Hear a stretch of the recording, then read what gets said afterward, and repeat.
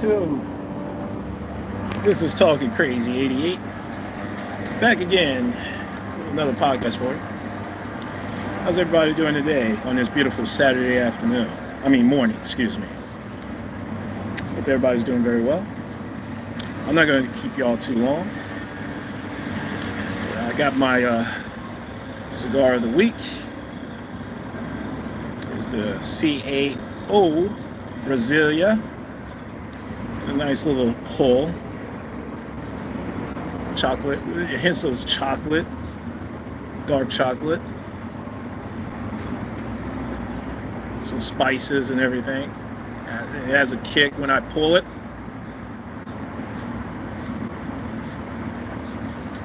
It's not a stick for everybody, but I like it because it pairs well with the coffee. And the coffee, it makes the coffee taste even better.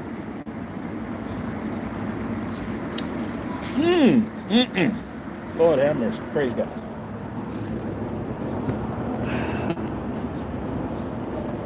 I just want to holler at the fellas this morning. I wanted to do my live this morning because I had a whole lot on my mind earlier.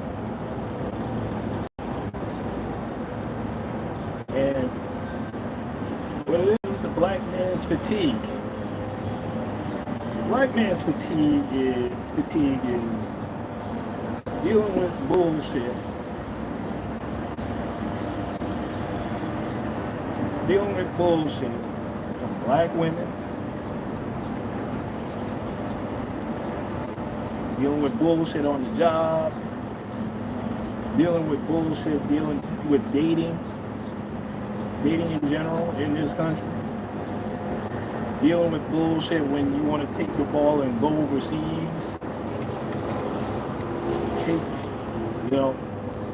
Dealing with bullshit if you're not a pookie.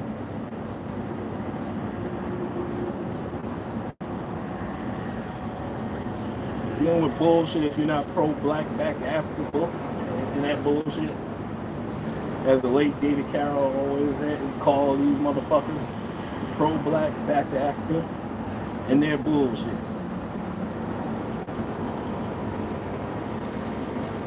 Believe it or not, I do love black people.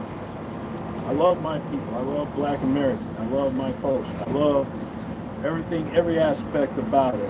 And for years, when I was growing up during the 80s, the 90s, and 2000s, I felt like I should be ashamed of being a black American. All right? Now that changed during the next decade, the 2010s, when I started listening to this radio program on WVON. And that's when I had my iPhone, and I was able to get radio stations all over the world. And I particularly listened to this radio station called WVON in Chicago. Now, why do you ask, Talking Crazy, why are you listening to a radio station in Chicago, but you live in New York City? Well, first of all, it's a black radio station. And second of all, you have to know, you can't just be ignorant of things outside of your world, outside of your neighborhood. You have to learn how the world is, how the world is. And the only way you can learn how the world works is that you got to be knowledgeable of what's going on in different areas. I was interested in learning about what's going on in Chicago, the politics of it, the people.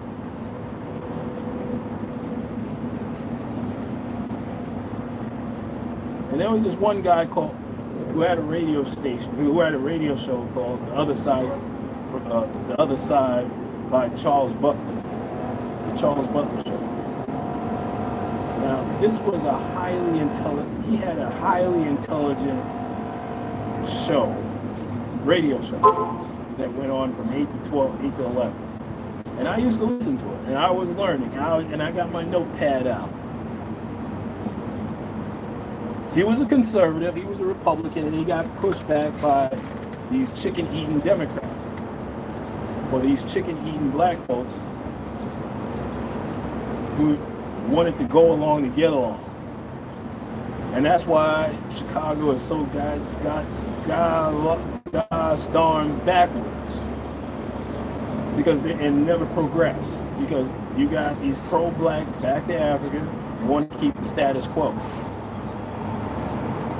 But you want to know what's going on in Chicago? Because you have a mayor out there named Brandon Johnson, who, a black man, and you got to ask yourself this question. You have a black man that's catering to the migrant population in Chicago. Now, they always done it in Chicago. That's not anything new. It was always a sanctuary city. And Charles Butler talked about it all the time, about these immigrants and migrants coming in and taking over. And he predicted this was going to happen.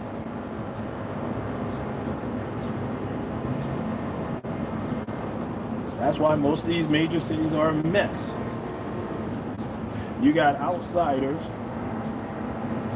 coming in, waving their flag of origin, and making you feel bad for being born in this country.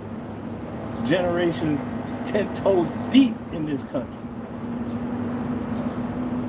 I have people still down in South Carolina owning land, that have land that's very prosperous.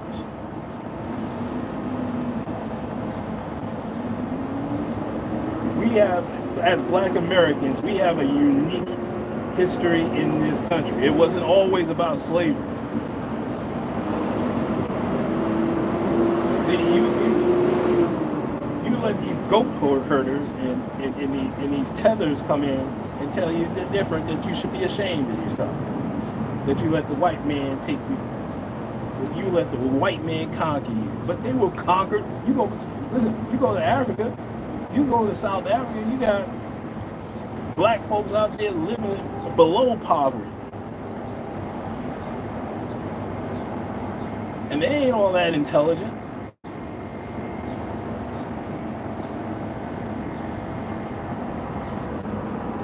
So that's why, as a black American, I have the black American fatigue. Because now, with the orange pimp is sending y'all motherfuckers back, you know, he's siding with black Americans.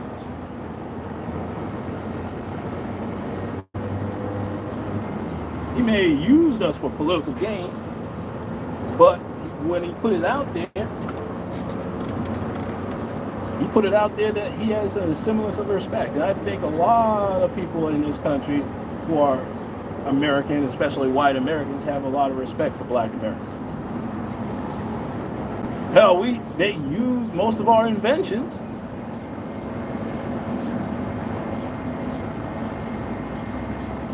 That none of us got paid off of to this day. Where's the reparations for all the inventions that we gave that our black technology, black engineers, scientists and engineers created? Where's the reparation for that? Where's their money? Where's their cut? Where's Garrett Morgan's cut of family getting the cut of creating the stoplight? The traffic signal, excuse me.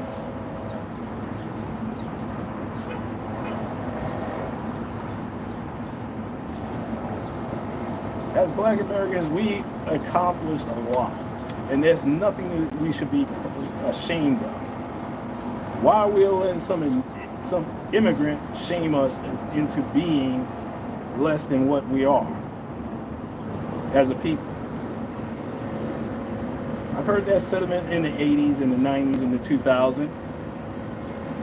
You know, there was this episode, Sanford and Son, where Lamont was being pro-black, back to Africa, wearing the dashiki, wearing motherfucker, man. Until he got into an argument with Fred. And he was doing it just to get some pussy, because he saw that fine ass African big booty African chick, man, that he's trying to get with. Let me just tell you, that's the mind of a black man trying to get at some big booty black woman.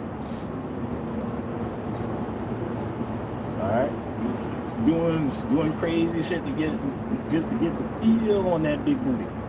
I understand. I was there.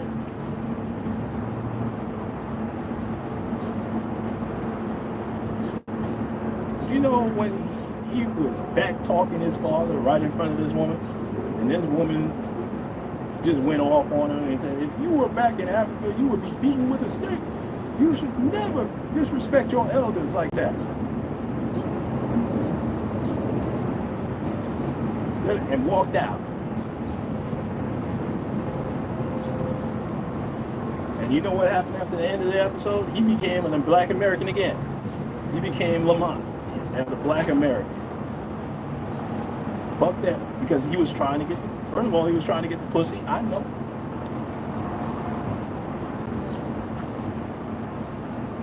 And second, we're different. We're just built different. We are just built different. I don't know how to explain it. I don't know how to say it, but I'm very proud of being a black American. I'm waving the flag of, I'm waving the U.S. flag. Fuck it. I am an American. I'm going to have American flags on my balcony for my next balcony Chronicles. If you want to wave your African flag, you want to wave a Puerto Rican flag, because Puerto Rico is not a country. You might as well just be waving the state flag.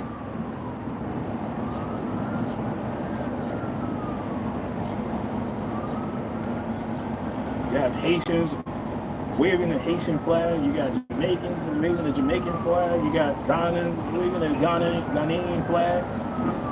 But when you go over there, they will let you know you ain't African. You ain't one of us. And I think that's what, when black folks are not participating in the ICE raids on these immigrants, we're not standing up for y'all, and they have the nerve to say something crazy like, we're going to be deported. Deported to where? Where are we going to go? Where are they going to send us? Because that's the stupidest shit that anyone ever said. Oh, you mean throw us in jail? Throw us in prison? For what? We didn't commit no crime. What crime did we commit? What crime did we commit? We're law-abiding citizens. Y'all broke the law by crossing the border.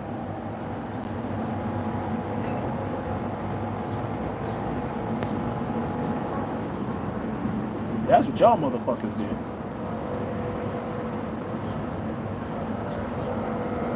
And I'm glad we sat out the ICE protests. We don't get involved in that shit. For what? For motherfuckers to come over here and take our resources? That's what my man Charles Butler, when he had his radio talk show, he was saying the same shit 10 years ago with what Sister Princess is saying right now. And I said it in my podcast years ago that illegal immigration is going to be a detriment to black America. And finally y'all woke up. But just like black Americans, y'all realized something too late. You're 2 steps behind. My question is, when is black Americans going to be 2 steps ahead of everybody? When do we get to that point? But I'll tell you when we get to that point, when we stop with that pro-black back to Africa bullshit. We have to stop with that. We got to stop with that racism. Because we recognize that there is racism and white supremacy. I can acknowledge that. I'm not a fat ass Jason Whitlock. They're running around saying there is no racism, there is no that we're all victims. That we have that victim mentality. Look, let me go ahead and comment on that. We are victims, but it's justifiable victims, but we can overcome it. It's easy for us to overcome being a victim.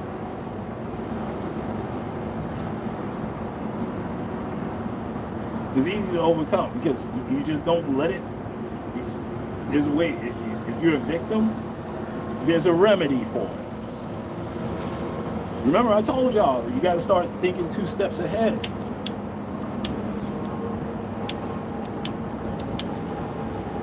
That's a skill set that Black Americans have not mastered as of yet, because we're still fighting amongst each other.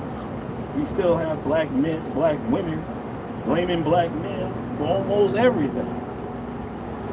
Hell, they blamed us for Hurricane Katrina,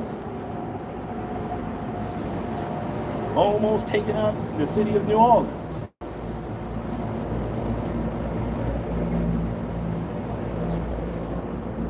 You know, you got these idiotic black women going down to New Orleans for the Essence Fest. No, well, they didn't go down there this year because it was all Africanized. Because these people don't have respect for Black Americans when they come over here. I don't know about over there, but when they come over here, they have no respect for you. And I'm not just saying individually they do have a lot of respect. I've met some riders who are Africans, who are from Ghana, from Nigeria, from Cameroon. They're riders individually, but I'm talking about collectively as a whole. They don't give a fuck about Black Americans. Okay? Same with the Hispanics, the Mexicans, the Ecuadorians. They don't give a fuck about you. The Colombians when they come over here, the white Colombians when they come over here, the white Cubans when they come over here. They don't give a fuck about you because when you go down to Latin America, you think colorism here is bad here within our group. It's worse down there because they see the lighter ones as white. Even though they're mixed with African, they see the lighter ones as white. Then you got the Morenos, who's mixed, and then you got your black ones, who are on the bottom of the list. They're the bottom of the barrel of society.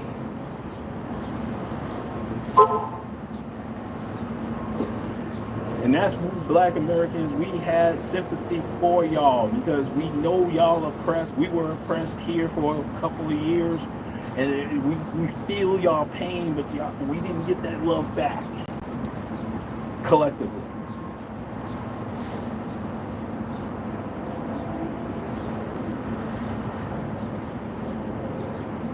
When we was going through Jim Crow, I didn't see one ship from Africa, from Nigeria come here. Brothers, we come here to pick you up. I didn't see that. I didn't see that happen. Maybe it did happen, I don't know, but I didn't hear any stories about that ever happening.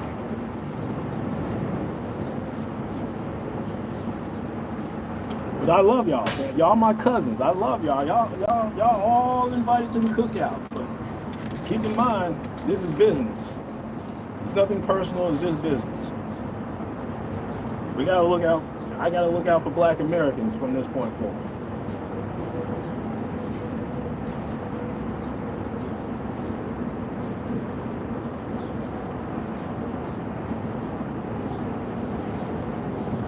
We have a history. We have a legacy, we have a lineage that we should be very proud of.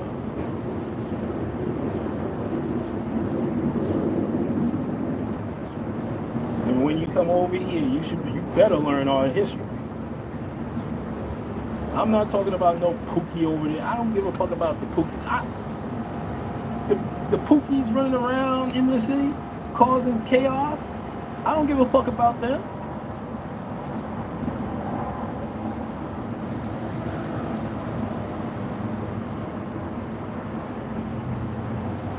There are intelligent black men and black women in this country. But we seem to be focused on the nonsense. We seem to be focused on infighting. Black men and black women fighting with each other.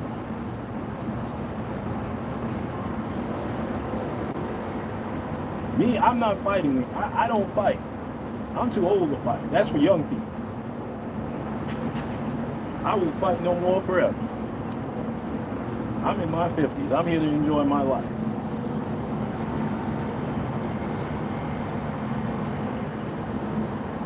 And whether I enjoy the rest of my life with a black woman, a Caucasian woman, a foreign woman, a woman overseas, that's going to be my choice. I'm not contradicting myself. I want that cheerleader.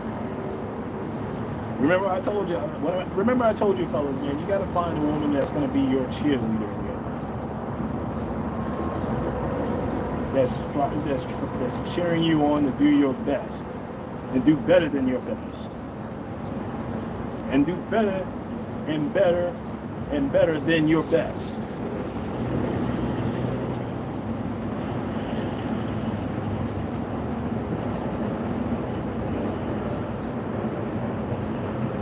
Hell, that's what white women do for white men.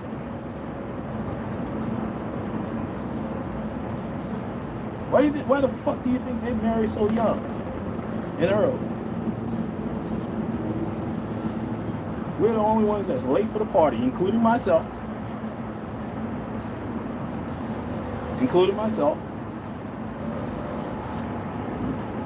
Took me 30 years to mature into a 50-year-old mature man.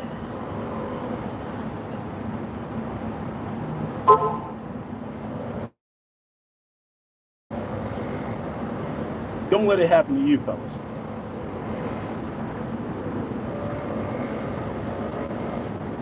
You know, the great thing about fatigue is that you can always rest up. Okay? When you realize what you're fatigued about, what you're tired of, just rest up and come up with a game plan for yourself. You don't have to stay fatigued for the rest of your life.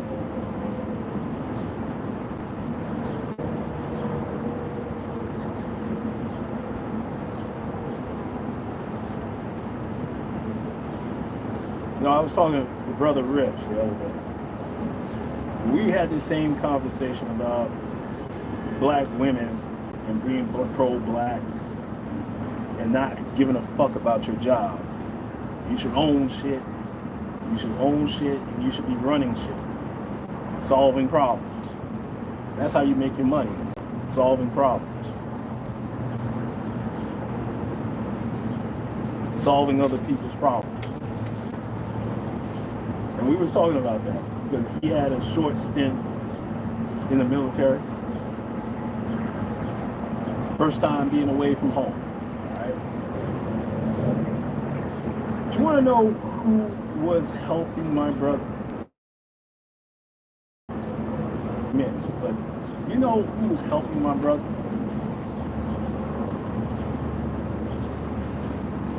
It was white women that was helping.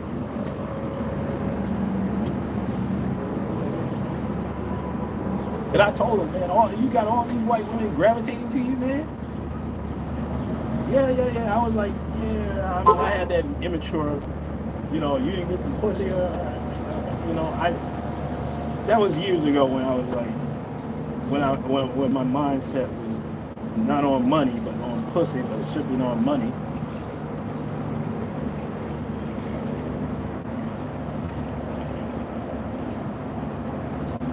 But I saw it. They were willing to do anything and everything for my brother to help him get through basic training. And these weren't young white women. These was like old white women, pushing 28, 29, 30.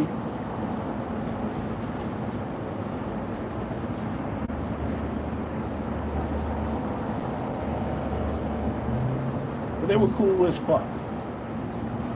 I don't remember him talking about any black woman helping him, which is a sad part. Maybe there were, but I didn't hear any stories.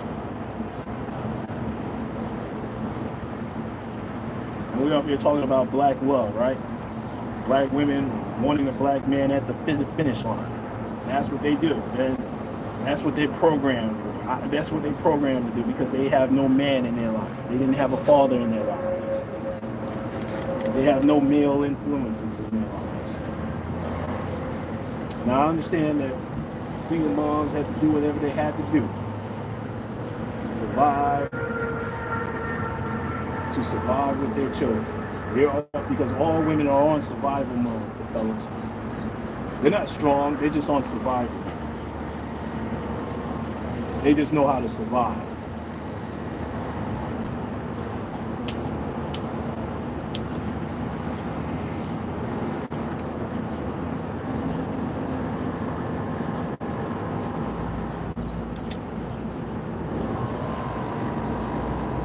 See, when you're in survival mode, you have to do whatever you have to do to make sure that your children are taken care of. But of course, they ran their man off because of feminist ideology. How the fuck you gonna have a culture? And this is one of the drawbacks of being Black American, because we're not respected as men.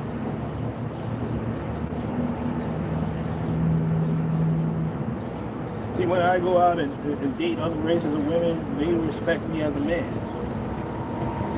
At least they give me the same respect as being a man. Alright?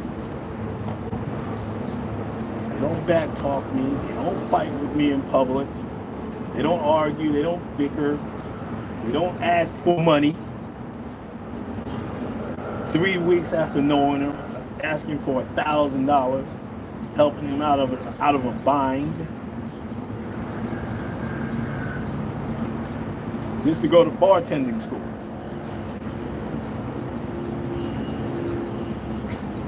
You know, I'll never get.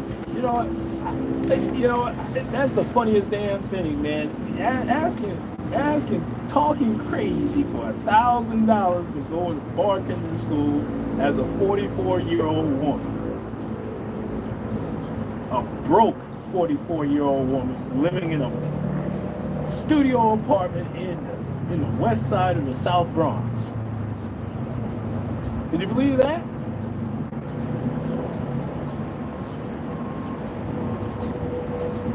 Ridiculous. I tell you, these black women are ridiculous. But then again, all American women are ridiculous. I'm talking about the younger generation. They're just ridiculous nowadays.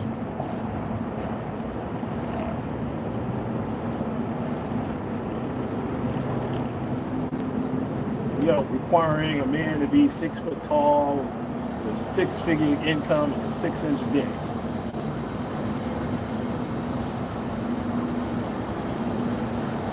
That tells you where this woman's minds are at. Or they rather have a kooky around. I want me a roughneck. I want that roughneck love. And then you got these women using abortion as birth control. I know, because I've dated a woman who had children, whose daughters was using abortion as birth control, my nigga. Excuse me, I didn't mean to say that word, because we're in the 21st century. I'm not supposed to be using that word. I apologize. But when you're programmed in this society to say, to use certain terminology, hey, it's going to take a while for me to be deprogrammed. But that's where maturity comes in, fellas. That's where you can become wise and mature.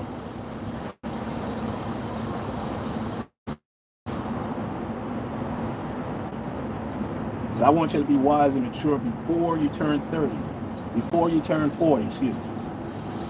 Okay, don't wait until you're 50. Make your mistakes in 20, learn from it. If you have a job, master your job. If you have a job pushing shopping carts for a living, master it.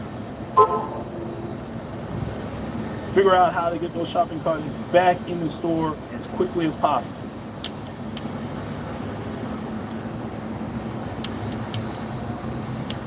Especially before you close. You don't want the manager just sitting there saying, Tyrone, why aren't these carts? We're about to close. Why are there still carts in the parking lot? What the fuck is wrong with you? You don't want that to happen. Just get those carts back into the store before 11 p.m. when Walmart closes. All right? Master your job. Be good at your job. Be proud of your job. And that's another thing I want to talk to y'all fellas about having a job. All right? There's nothing wrong when I say, master your job. I don't mean just stay there. Just be the best at what you're doing. Because people are going to fuck with you on your job. Because think about it like this. Your co-workers that you kiki and cacaing with, your friends,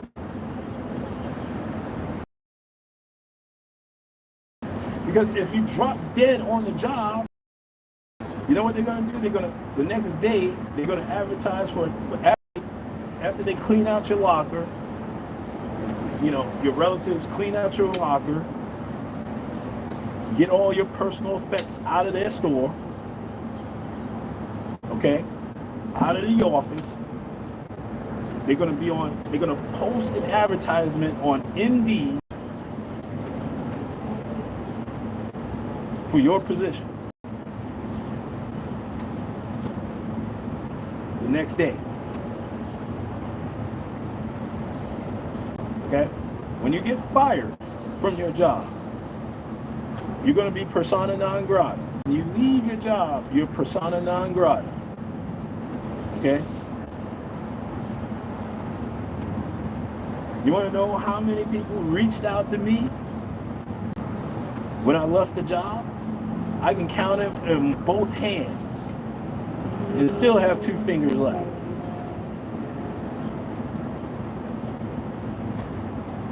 Just go in there, make your money, and get the fuck out of here.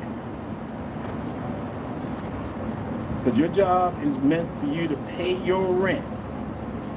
Now, if your manager is fucking with you on your job, go to your employee handbook, study your employee handbook, and question your boss.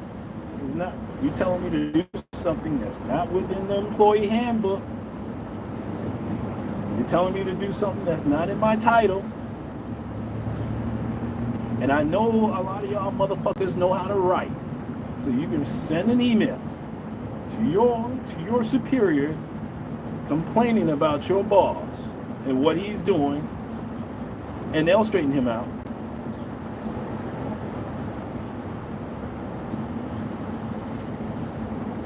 Some of y'all are going to get set up to get fired because that's what people do. They don't give a fuck whether you have bills to pay. They don't give a fuck that you have rent to pay. They don't give a fuck that you have a family to feed, because people are so petty like that. That's why I tell you, they're not your friends. You better find a way to protect yourself on the job. And if you think I'm talking about the white racist people that you're working with, you better think again. Because those black folks will dime you out just as quickly as they're quickly going to protect their job. They're going to get rid of you to protect their job. So why can't you protect your job?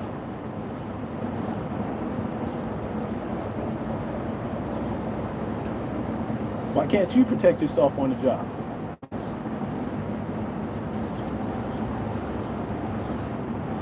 Y'all better recognize what the fuck is going on.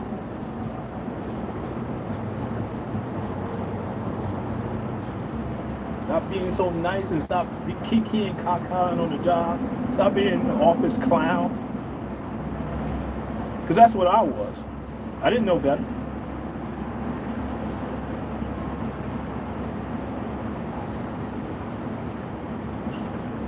I didn't know better.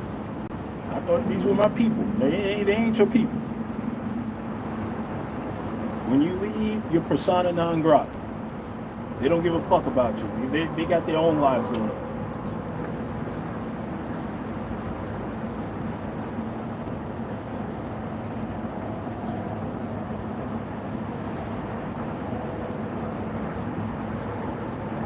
See, I'm in a good position now because I work for myself. I have no boss. I have no co-workers. I have no employees.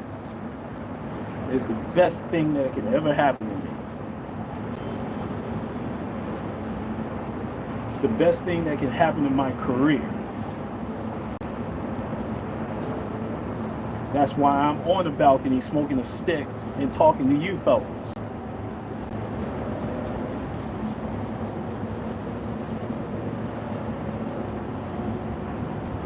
I'm living my career dream. I have my dream career right now, fellas. And you can too. Even if it's your dream to push shopping carts for a living, live your dream, man. And if it's not, be the best shopping and get all the raises that you can and stack your chips until you can do something else.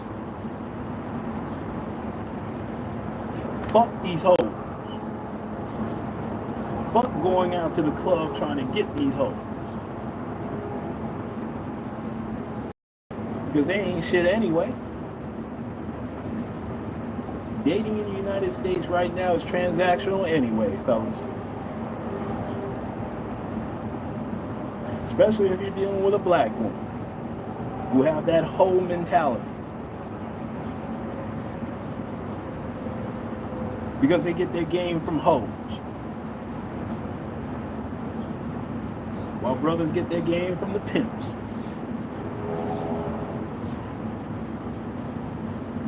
Shout out to Coach Greg Adams for that observation. He broke it down on his live. I'm not gonna break it down here. But you get the general idea. Why dating among black men and black women is so fucked up. Because the last woman I was dating, she had that mentality. She had a whore mentality.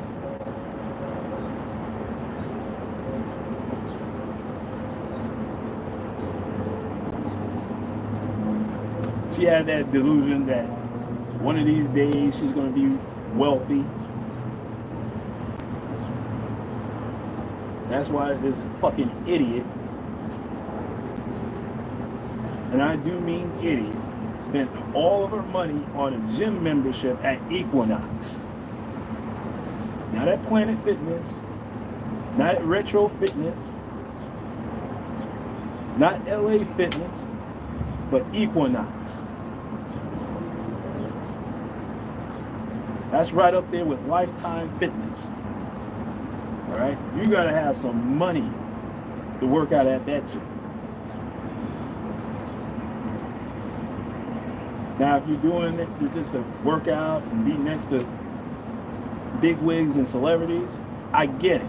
There's a business purpose for that. That's the same as like, flying first class.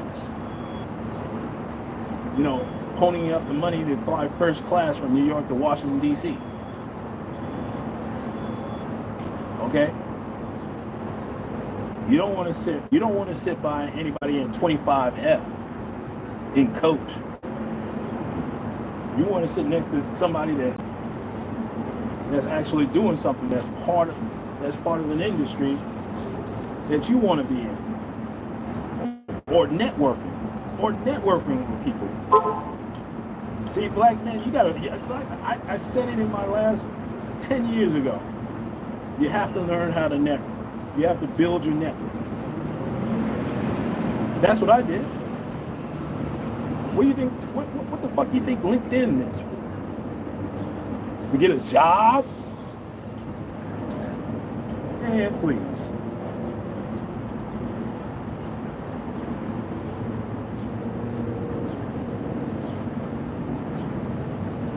Networking to get a job. Man, please.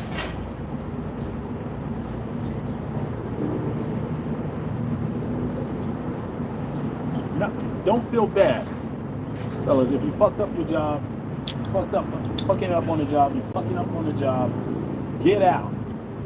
You're fucking up on the job, two ways you can do it. You can just go to your boss and say, hey man, I'm fucking up on the job. I want to improve. You got to be honest. Don't lie. Don't lie to your employer.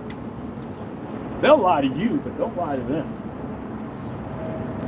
Treat them like the federal government, like the FBI. You don't lie to them. They can lie to you. You don't want to lie to them, folks.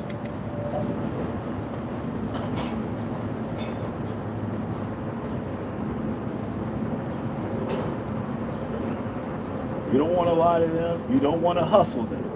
You don't want to do no popcorn hustling against the federal government. That's why most of y'all motherfuckers during the pandemic was fucking with that PPP loan and the other loan program, the COVID-related program, and they're locking your black ass up because you tried to do popcorn playing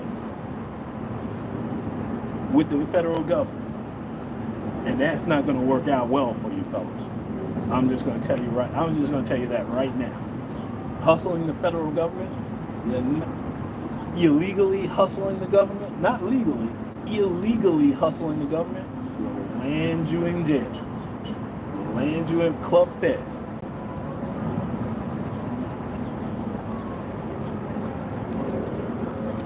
And you will do all your time.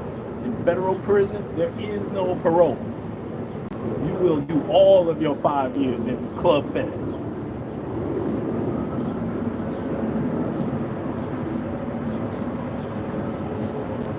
And any future federal benefits that you may qualify for, you will be disqualified for because you tried to hustle the federal government. You got a criminal record now. You dumb motherfuckers.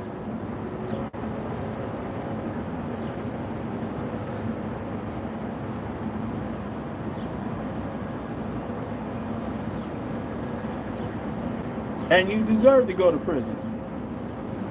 I have no sympathy for anybody that does popcorn hustling. Hell, I got a license. I got an enrolled agent license. You think I'm gonna fuck with my taxes? You think I'm gonna cheat on my taxes? You think I'm gonna hustle the federal government? No sirree, Bob. No the fuck I won't.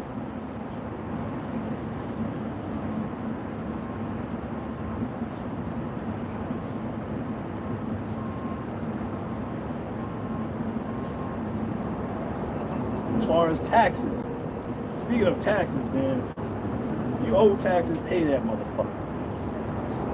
Pay all your estimated tax. If you're self-employed, man, just give a little bit of money every month to the government. Your quarterly estimated payments every month, not just quarterly. Don't wait till September 15th to pay your estimated quarterly payments. All right, just pay that shit every month. Because at the end of the year, you want to have enough money to pay your taxes. You don't want to fuck around with it. You don't want to fuck around with the federal government. I promise you that.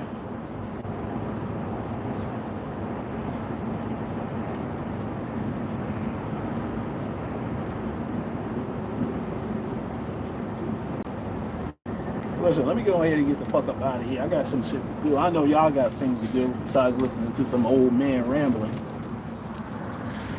But I'm going to get at y'all motherfuckers later. This is Talking Crazy 88, and I am out of here. And black folks, black men, let's be careful out there, all right? And leave them hoes alone. Fuck all them hoes. Fuck your mammy and your Grammy mammy too. Fuck all you hoes.